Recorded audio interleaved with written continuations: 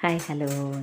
നമ്മൾ കപ്പക്കും ചോറിനെല്ലാം കൂട്ടാൻ പറ്റുന്ന ഒരു മത്തി പുളിയും മുളകും ഇട്ട് വെക്കുന്നൊരു കറീൻ്റെ വീഡിയോ ആയിട്ടാണ് വന്നിട്ടുള്ളത്. ഒരു ചീനച്ചട്ടിയിൽ കുറച്ച് എണ്ണ ഒഴിച്ച് അതിൻ്റെ അകത്ത് ഉലുവ പൊട്ടിച്ച ശേഷം സവാള മുറിച്ചത് അതിൻ്റെ അകത്തിട്ട് കറിവേപ്പിലയും തക്കാളി മുറിച്ചതും പച്ചക്കറിയും എല്ലാം കൂടി ഇട്ട് നല്ലപോലെ വഴറ്റുക. കുറച്ച് മഞ്ഞൾപ്പൊടി ഇട്ടു, കുറച്ച് മല്ലിപ്പൊടി ഇട്ടു, കുറച്ച് മുളക് പൊടി ഇട്ടു. ഒന്നും കൂടെ നല്ലപോലെ അതിൻ്റെ പച്ചമണം മാറുന്ന വരെ വഴറ്റിയിട്ടാകുമ്പോൾ അതിൻ്റെ പകുതി ഒരു മിക്സീൻ്റെ ജാറിലിടുക, പകുതി ഒരു മൺചട്ടിയിലേക്ക് മാറ്റിയിട്ട് അതിൻ്റെ അകത്ത് കുറച്ച് പുളിയും പിഴിഞ്ഞൊഴിച്ചിട്ട് നല്ലപോലെ തിളപ്പിക്കുക. തിളച്ച് കഴിയുമ്പോൾ അതിനകത്ത് മത്തി മുറിച്ച് വൃത്തിയാക്കി വെച്ച മത്തി കഷ്ണവും കൂടി ഇട്ട് നല്ലോണം തിളക്കുമ്പോൾ നമ്മൾ തക്കാളി ഉള്ളിയും കൂടെ അരച്ച് വെച്ച് അരപ്പും കൂടെ അതിൻ്റെ അകത്തേക്ക് ചേർത്ത് നല്ല കുറുകി വരുന്നവരെ നിങ്ങൾ ആവശ്യത്തിന് എത്രയാണോ വേണ്ടത് വെച്ചാൽ അതിനനുസരിച്ച് കുറുക്കി എടുത്തിട്ട് അതിൻ്റെ അകത്ത് കുറച്ച് കറിവേപ്പില ഇട്ട് നല്ലപോലെ ഇളക്കി നല്ല തിളച്ച് വറ്റി വരുമ്പോൾ നമ്മളെ കറി റെഡിയായി. ഓക്കെ. Hi hello.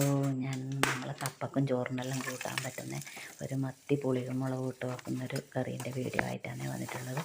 ഒരു ചീനച്ചട്ടിയിൽ കുറച്ച് എണ്ണ ഒഴിച്ച് അതിൻ്റെ അകത്ത് ഉലുവ പൊട്ടിച്ച ശേഷം സവാള മുറിച്ചത് അതിൻ്റെ അകത്തിട്ട് കറിവേപ്പിലയും തക്കാളി മുറിച്ചതും പച്ചക്കറിയും എല്ലാം കൂടി ഇട്ട് നല്ലപോലെ വഴറ്റുക.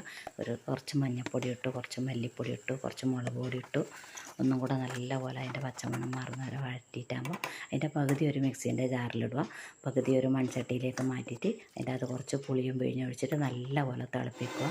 തിളച്ച് കഴിയുമ്പോൾ അതിനകത്ത് മത്തി മുറിച്ച് വൃത്തിയാക്കി വെച്ച മത്തി കഷ്ണവും കൂടി ഇട്ട് നല്ലോണം തിളക്കുമ്പോൾ നമ്മൾ തക്കാളി ഉള്ളിയും കൂടെ അരച്ച് വെച്ച് അരപ്പും കൂടെ അതിൻ്റെ അകത്തേക്ക് ചേർത്ത് നല്ല കുറുകി വരുന്നവരെ നിങ്ങൾ ആവശ്യത്തിന് എത്രയാണോ വേണ്ടത് വെച്ചാൽ അതിനനുസരിച്ച് കുറുക്കി എടുത്തിട്ട് അതിൻ്റെ അകത്ത് കുറച്ച് കറിവേപ്പില ഇട്ട് നല്ലപോലെ ഇളക്കി നല്ല തിളച്ച് വറ്റി വരുമ്പോൾ നമ്മളെ കറി റെഡിയായി. ഓക്കെ.